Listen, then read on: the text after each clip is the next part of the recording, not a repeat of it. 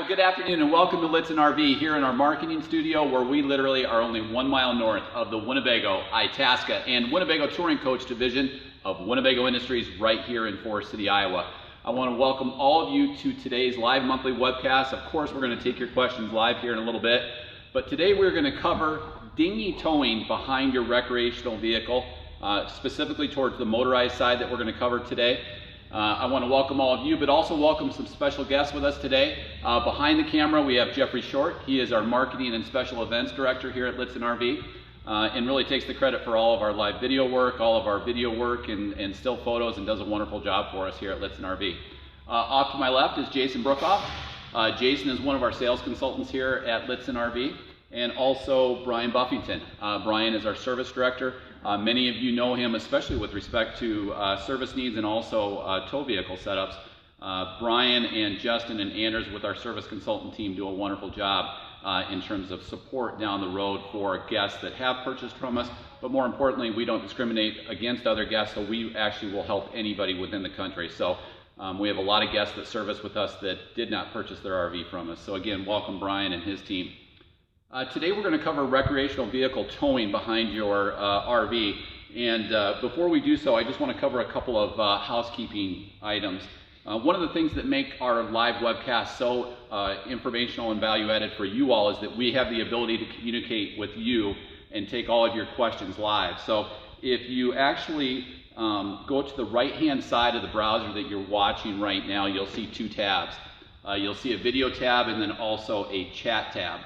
If you click on the chat tab and click either log in or log in anonymously, which you certainly can, we don't require an email address or anything, you can chat your questions in live. Jason is going to help us today and stop our webcast with questions as they come in, and I see that we already have a couple, which is awesome. We love the fact that we can cover what's important to you, our guest, and that's really what we're trying to do today, is add value to your RV lifestyle. So again, just chat in the blue box on the right, and we'll cover all of your questions live.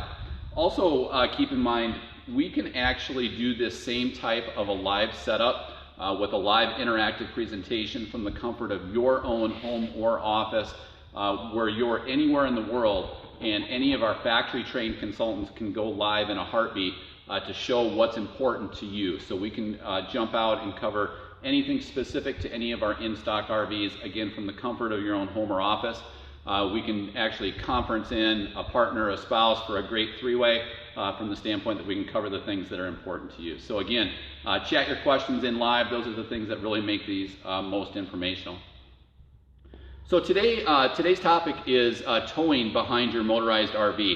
And we're going to try to break this down actually into two different segments. The first is actually towing, so hooking up your vehicle behind a motorized RV, and then secondly, what I thought we would do is also cover braking, because a lot of people have questions on that, a lot of people overlook it, but it's also something that I think is very important.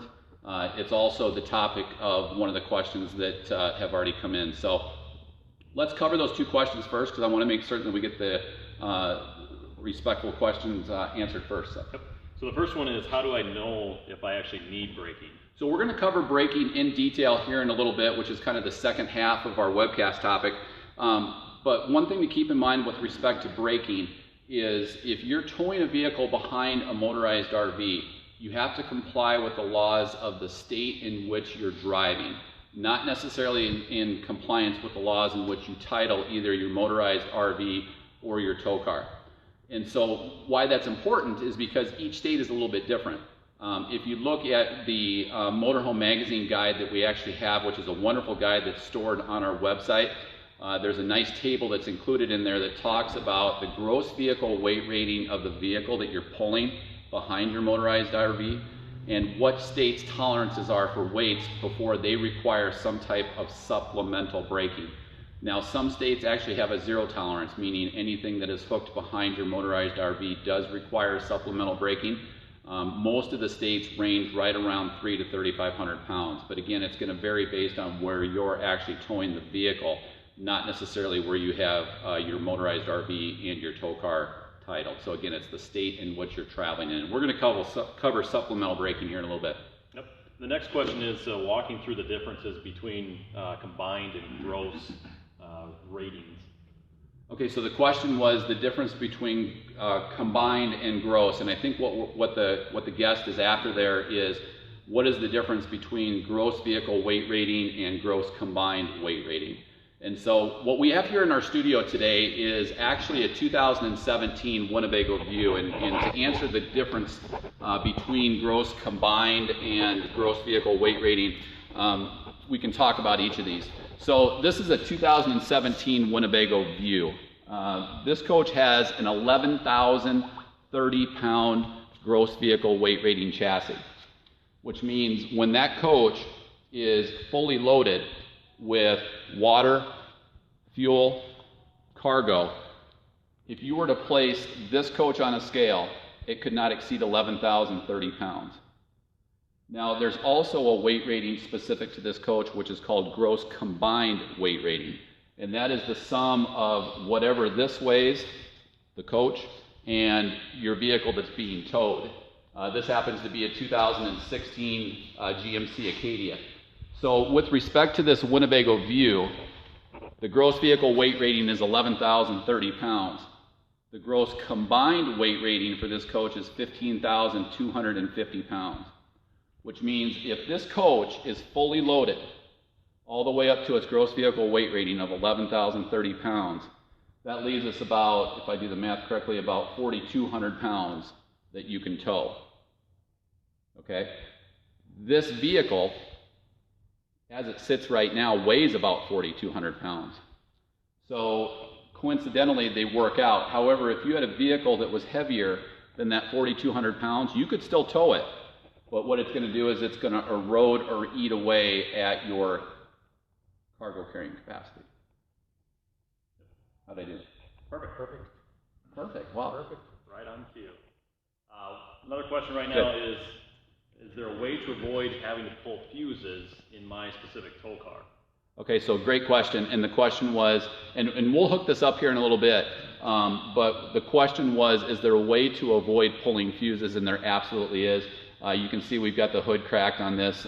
Brian and his team do a phenomenal job of really trying to put themselves in the guests' shoes in terms of how they utilize the RV. And so they actually have some nice wiring harnesses that we're going to show you here in a second that are literally toggle switches where you just throw the toggle and you don't have to pull any fuses. So we're going to cover that in a little bit as well. Caught up on questions? Yep. Awesome. So the first part of today's webcast I thought we'd talk about is actually towing behind your RV. And again, this is a Winnebago View.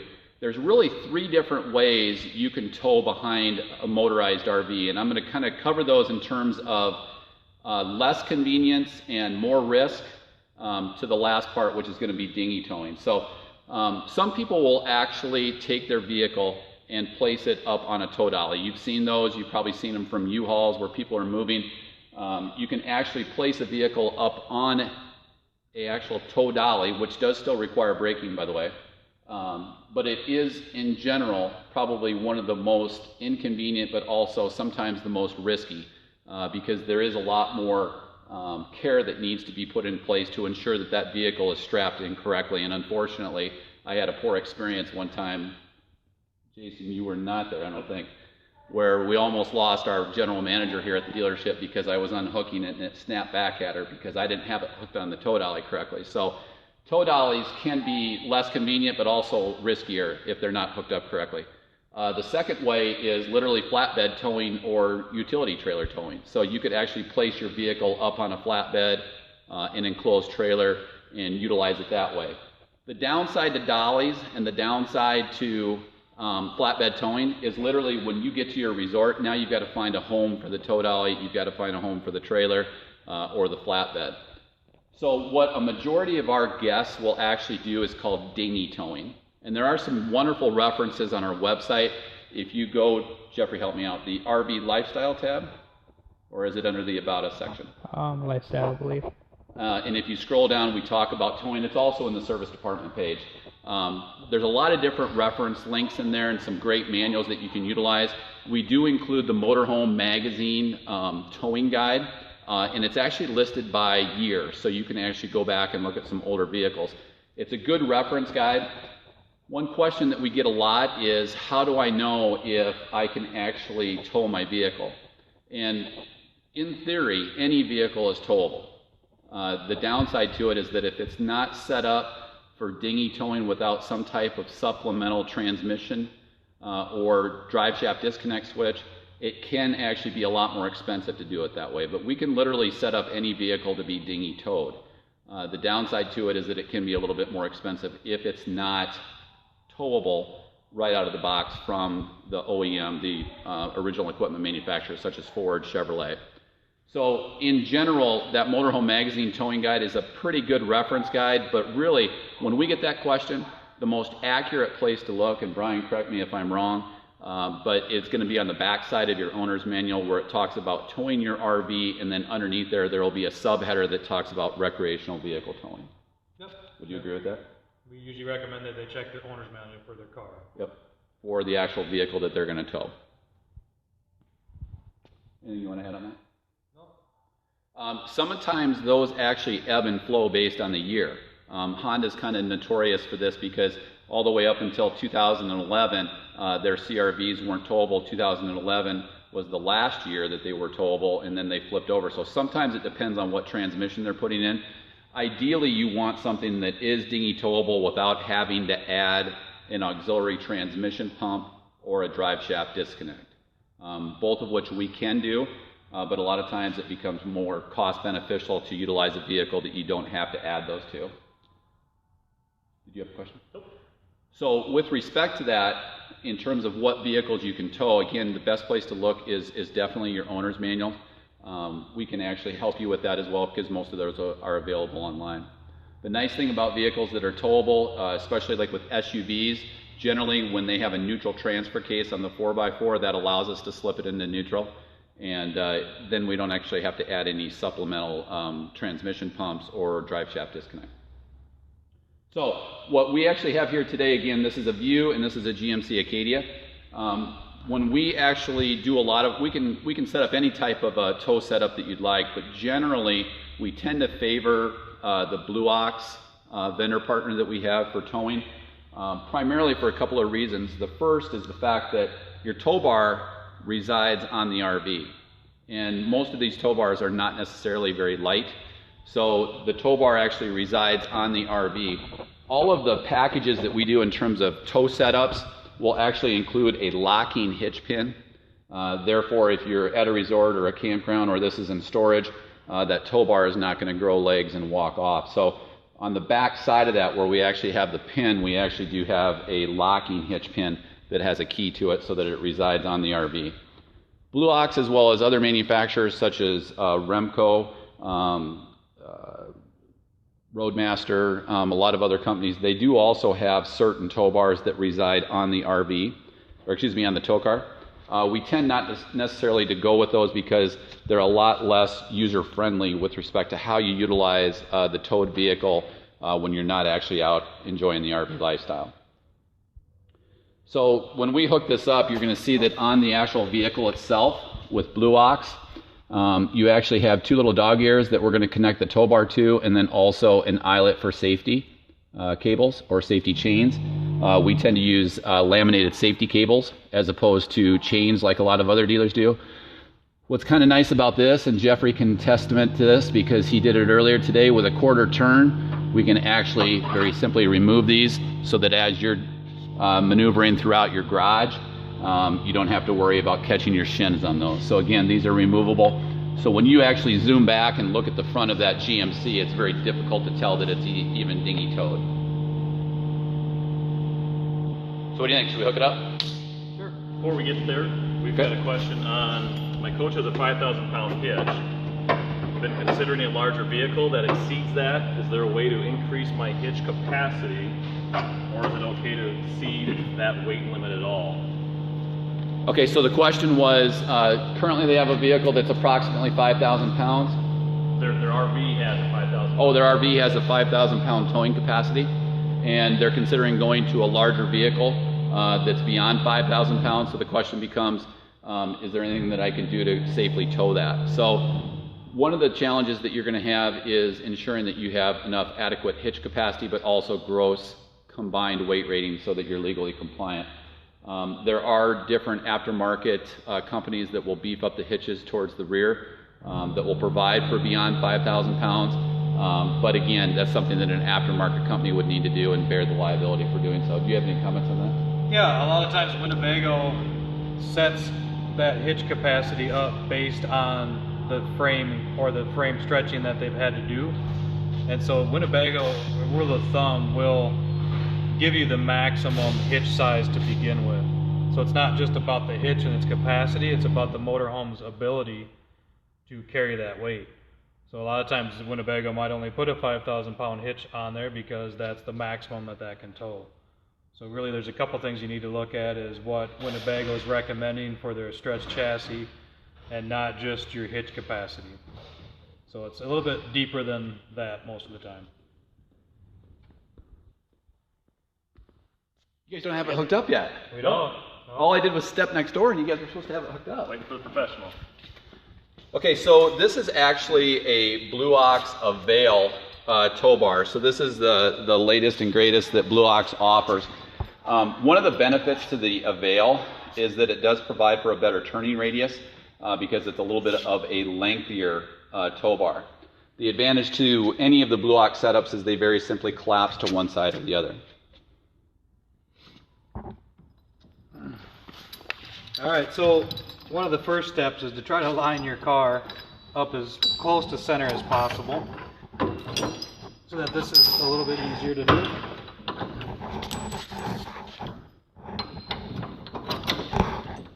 And all Blue Oxes, I don't know if the label is still on this one or not, but it does have an up arrow.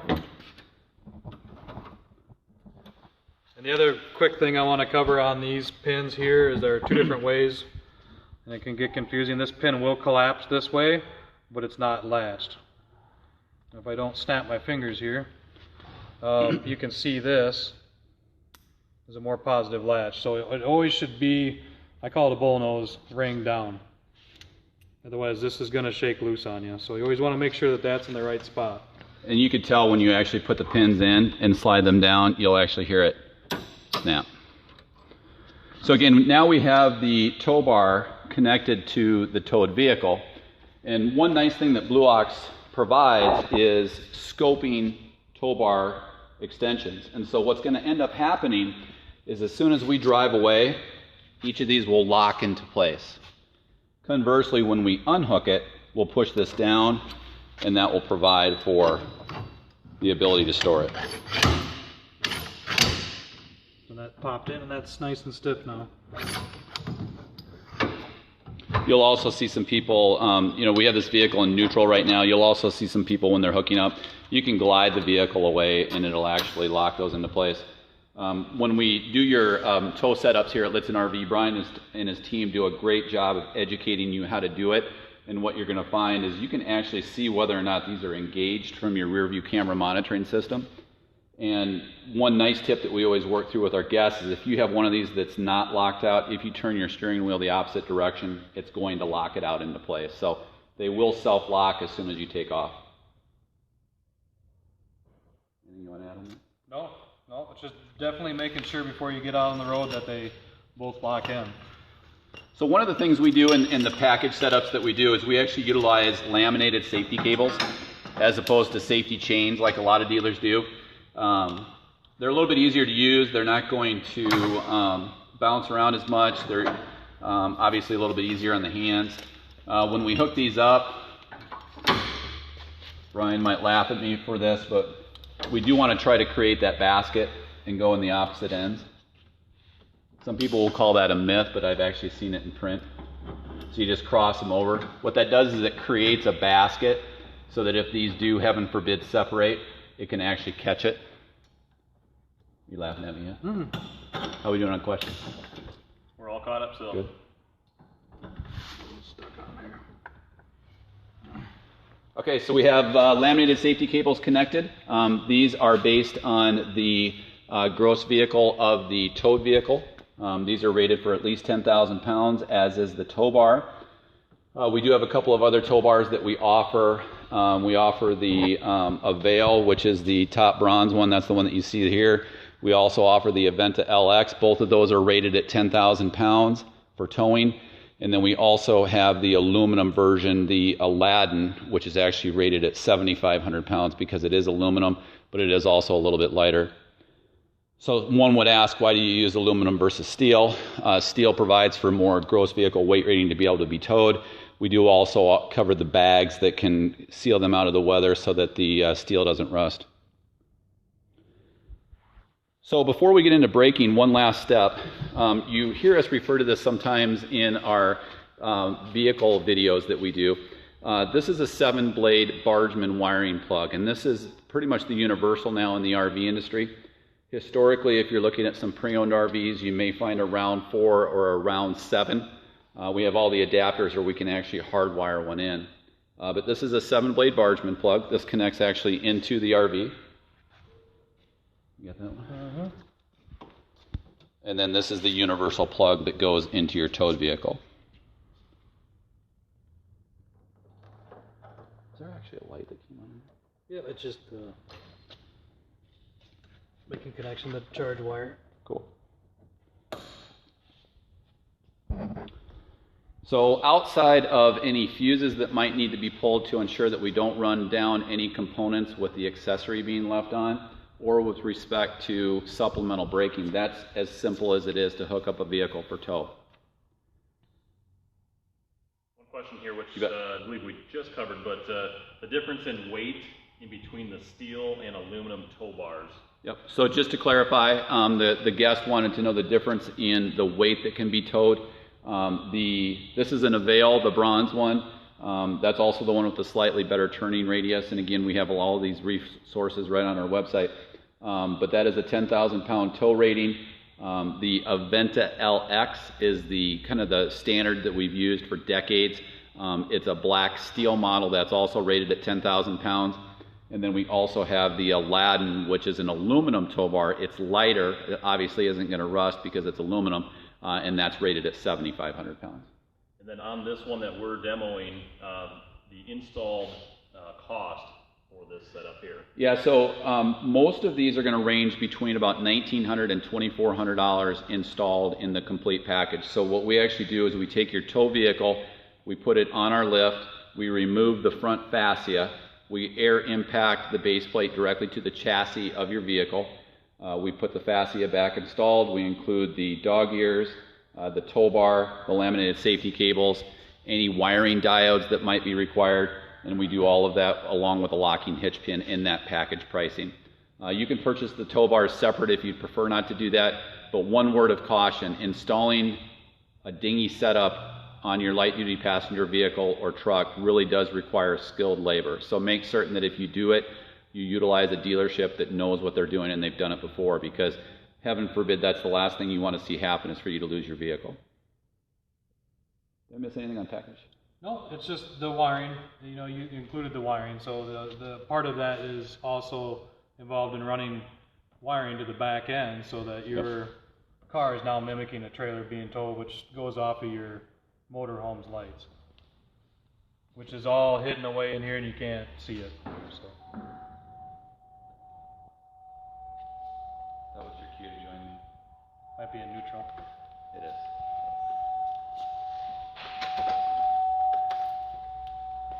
Okay, so one question that the guest had earlier was, is there any way to avoid pulling fuses? And let's first explain why we sometimes have to pull fuses. So when we dinghy tow a vehicle, for example with this GMC, the vehicle itself remains in neutral. The transmission from General Motors, from GMC, Chevrolet, Buick, these are actually towable in front-wheel drive or all-wheel drive.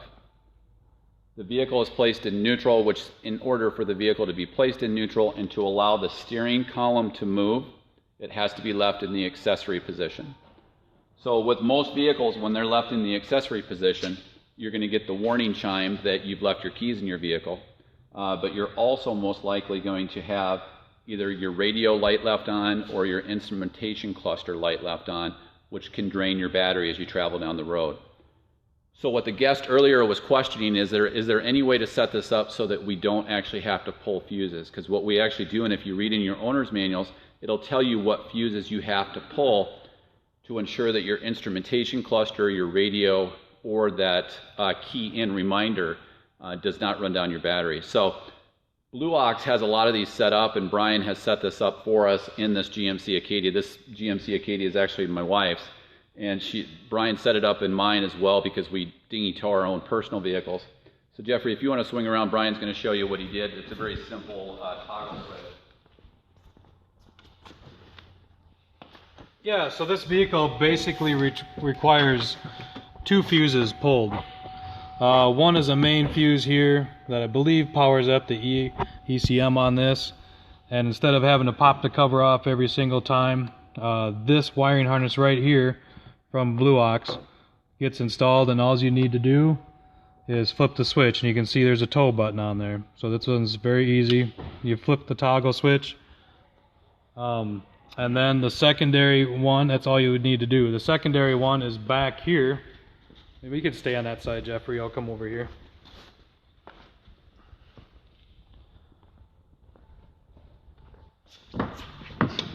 This one has a really, I'll go to the other side. You can stay there.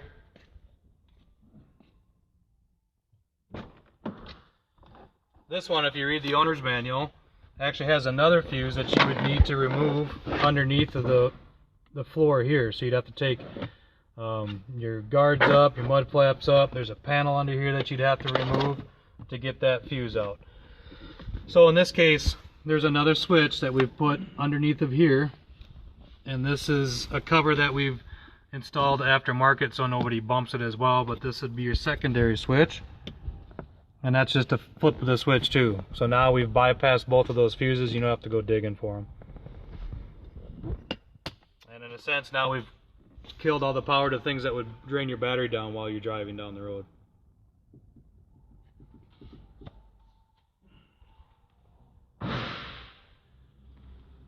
So again, that answers the question how simple it is to avoid having to pull fuses. We can actually install a toggle switch that will allow us to bypass those fuse circuits. So Brian and his team do a wonderful job doing that.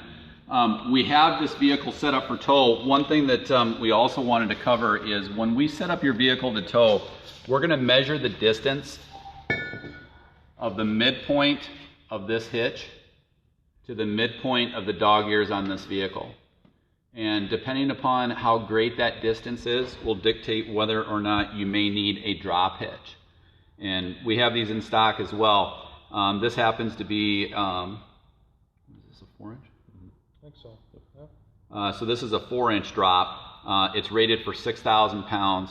This very simply becomes a sleeve between the tow bar and the vehicle to allow that to be on a more level plane. But again, we measure all of that for you. I think they go all the way up to 8 or 12. Yep. So we can actually drop all the way down to 8 or 12. Ironically, you would think that most of the Class Cs don't require drop hitches, which a number of them don't. Most of the ones that require them are Class A gas coaches because the hitches are mounted up higher. And every car's installation points down here where the dog ears go in is going to be different too, depending on what you own. And depending on the styling. Yep, depending on the styling of the vehicle. So a couple of other questions that came in, and Jason, please correct me if I misspoke on what the question was, but he had mentioned that we had a couple of these come through. One question was, does it not make more sense to utilize the braking for the towed vehicle as opposed to the braking from the RV? And the other question was whether or not brakes are included in the package pricing. Yep. And then actually being able to back up with your tow vehicle attached. Yeah. Okay, so let's cover that first one because that one's probably the simplest. The question was, do any of the tow bars allow for backing up the vehicle? And the best practice for that, and really the answer is you really should never back the pair up, regardless of what tow bar you have. Obviously, if you're in harm's way, you certainly can for a short distance, but you really want to minimize that regardless of what kind of a tow bar you use. Agreed? Yeah, the front tires on the tow vehicle will turn awful quick, yep. And then you'll be in a pretty nasty predicament. And that's really the challenge, what Brian just referenced, is if you're trying to back this up, remember that steering wheel is loose. It's designed to be pulled and those front wheels on your dinghy vehicle are intended to follow the RV. So they're going to turn as the RV turns. If you're backing up, it's pretty easy to jackknife that pretty quickly. The second question was, are braking systems included in our package pricing? And they are not. And then we'll cover, and then we'll jump actually right into the second part of our webcast, is cover braking. Again, going back to what we first opened with, it depends upon the laws that you're going to want to comply with in terms of the state in which you're traveling. Some states have a zero tolerance in terms of if you have anything hooked up, you have to have some type of supplemental braking. Most states, however, if you look at some of the guides that are published, are around 300 to 3,500 pounds. The whole concept of that is that you are utilizing the braking systems on the towed vehicle in conjunction with the brakes that are included on the RV. And there's a couple of different ways that you can do that. What a lot of people will utilize, and Jeffrey, will have you come on over this way.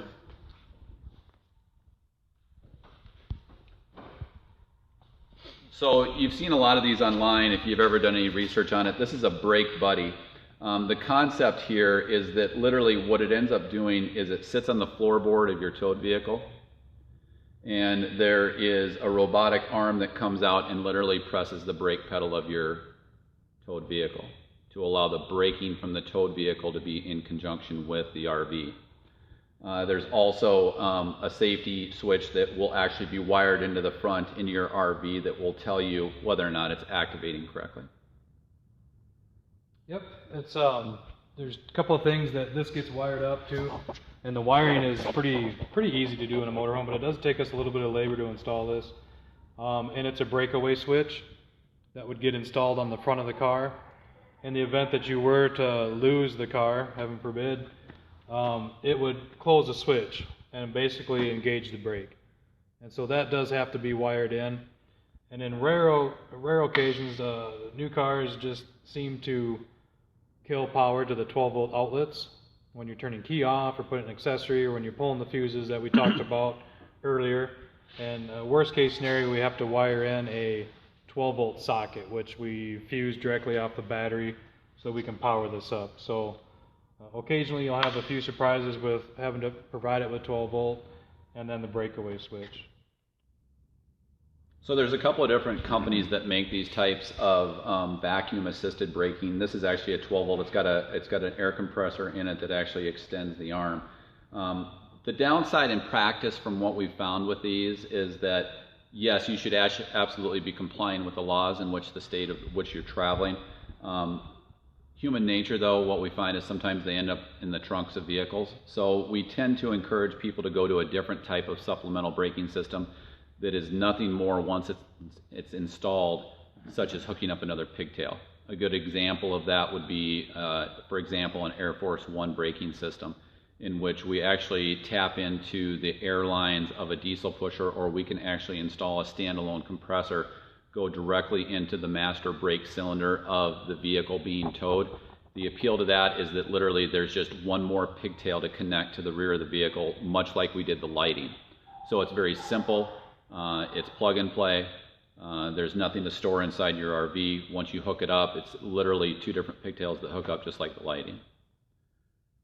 So that would be like an Air Force One system that we can actually utilize the brake lines from a diesel pusher. If you actually have a gasoline or a diesel vehicle that does not have air ride, there are also systems such as a Duo that comes from the same company that actually has its own air compressor that provides then that vacuum to tap into the master brake cylinder to actuate the brakes on your towed vehicle.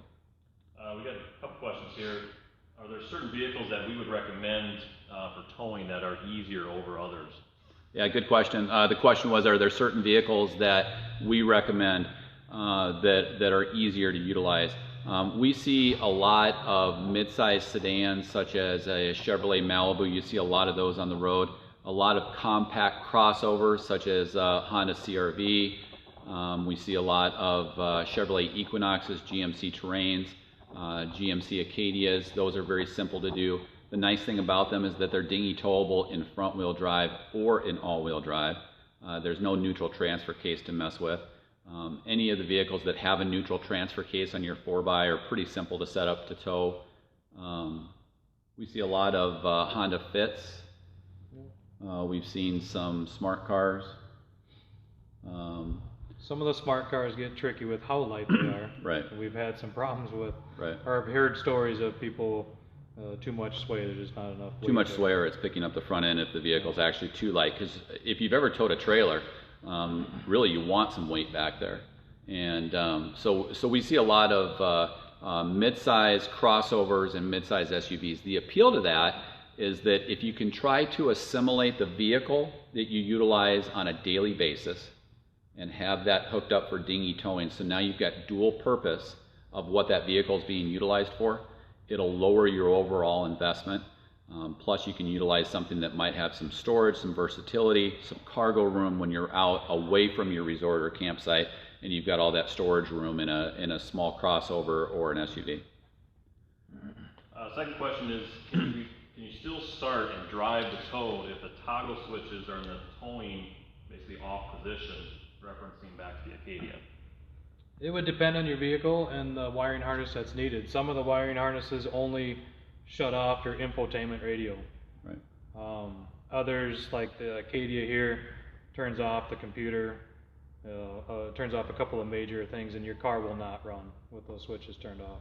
As a pretty good rule of thumb, that Acadia is a little bit unique that it has the wiring harness in the middle. Most of the toggle switches that we install to cut out that fuse removal, usually it's just that one.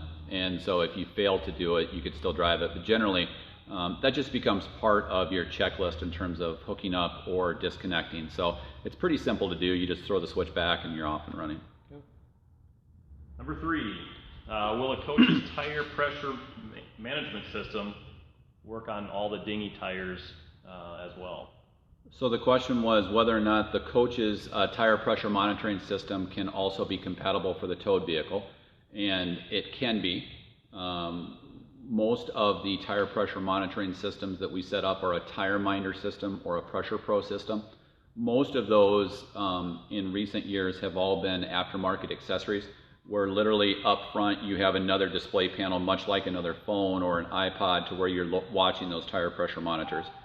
The advantage to the tire minder system is that it actually has a booster antenna to the rear of the RV to ensure that you, first of all, you get good connection to the rear axle, but second of all, that you get good connection to your towed vehicle. For those, you can hook up more tires than you'll need, so it's expandable very simply by including additional sensors and calibrating those. If the coach has a built-in tire pressure monitoring system, which is a new option that Winnebago is coming out with in their diesel pushers, that certainly can be. However, the tire pressure monitoring systems that are in, such as the ProMaster chassis, those cannot, and most people don't tow behind a ProMaster chassis anyway, but those are not expandable to your tow car. How'd I do? Yep, nailed it. And lastly, do some states require a sign to be posted on the vehicle indicating that it is being towed? Good question. The question was whether or not some states require signage in the rear indicating that a vehicle is in tow. To my knowledge, no, I've never seen a sign in any of our cross-continent RVers that show up here, and to my knowledge, no.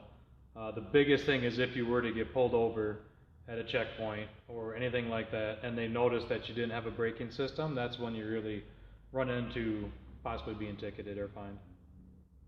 Yeah, I mean, one, we recommend supplemental braking and complying with the laws for that very reason, to comply with the laws so that you're not ticketed.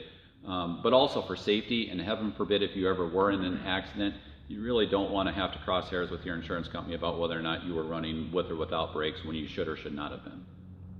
But good questions on that. I think back to that first question about signage that's required, I think sometimes people have seen those because some of the supplemental lights that come that you can actually magnet to the rear, which we generally don't use, but some of them are still out there because they may be transport drivers or they may have different wiring up in the RV. Sometimes those just come in with the signage that say vehicle in tow. Or you have people that are ultra safe, they just want people to know that. What is the fuel economy difference going to hurt the view if you are towing a vehicle such as the Acadia? Yeah, so good question. And the question, just to repeat so that everybody can hear it, was what is the reduction in fuel economy if you're towing? Obviously, part of that's going to depend upon what type of terrain you're in, how fast you drive, how heavy your tow vehicle is. But a pretty good rule of thumb with these RVs, if you are driving between about 57 to 62 miles per hour, most of our Views and Navions will achieve 16 to 18 miles per gallon. Most of the reports that we have from our guests indicate that when they tow kind of in that midpoint range, say around 3,000 to 4,000 pounds for their tow vehicle, drops them back down to about 12 to 13. Would you agree with that? I would agree. Yeah. So about 4 miles per gallon if you tow. And then we were talking about the braking system here. The question is, what is the cost of the braking systems we spoke of, whether it be Brake Buddy or Air Force One? Yeah, so most of these range anywhere from about $1,200 to about $2,400 for just the braking components on their own. Most of the Brake Buddy systems run kind of right around the $1,400, $1,500 mark. Which then also includes, like Brian had mentioned, the labor for additional 12 volt to ensure that we have good charging, but also for the breakaway system towards the front of the tow setup, and the labor associated with that. And the final one for now is about towing a Jeep Liberty, if they are towable, and would you recommend that? So, go ahead. Yeah, some Jeeps, again, check your owner's manual. Some Jeeps have a wide variety of, Liberty. There's 2 or 3 different types of Liberties for that year. Wranglers are the same way. Jeep just kind of spreads their product line out quite a bit. And so I've known people who have bought Jeeps that have not been towable behind an RV, and I don't remember the model, but definitely check your owner's manual, and it'll give you that right in the towing section of the owner's manual. But bottom line is they're a great vehicle to tow too. Yeah, I mean they're versatile. A lot of times they'll give you 4-wheel drive, so when you get to your destination you can get out and do whatever you'd like to, but also gives you a lot of cargo room. And it's funny, we actually just helped a guest yesterday and they're hooking up a Jeep, so if that's you, we can talk about it offline as well and cover that. I think most of the Jeeps that we've had issues with were in the Cherokee range, which is actually the newer version of it, which is the smaller version of the Jeep line. But again, we can help you through all of that. Just reach out to us and we can help determine whether or not your vehicle is towable. All thought up. Floor is yours. I don't think I have anything. Floor is yours. What did I miss?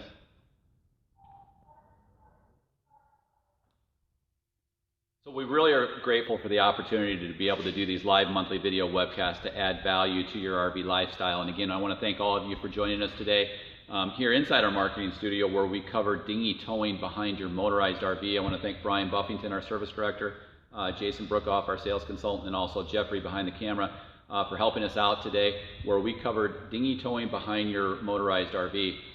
Again, we have a lot of great references on our website. We'll also archive this video that we've done today so you'll be able to watch it at a later point in time. A lot of great resources on our parts and service pages on lichtssinrv.com. But also in the About Us section, we have a whole page that's dedicated towards towing your vehicle. It includes all of those historical Motorhome Magazine towing guides. But again, the best statement is to go back to your owner's manual and look to see if it is. And if you don't have that, let us know. We can find most of those online today in PDF format. Did we have other questions come in? One just came through on Awesome. our chat. We mentioned that the Winnebago diesel pushers now have the TPM system.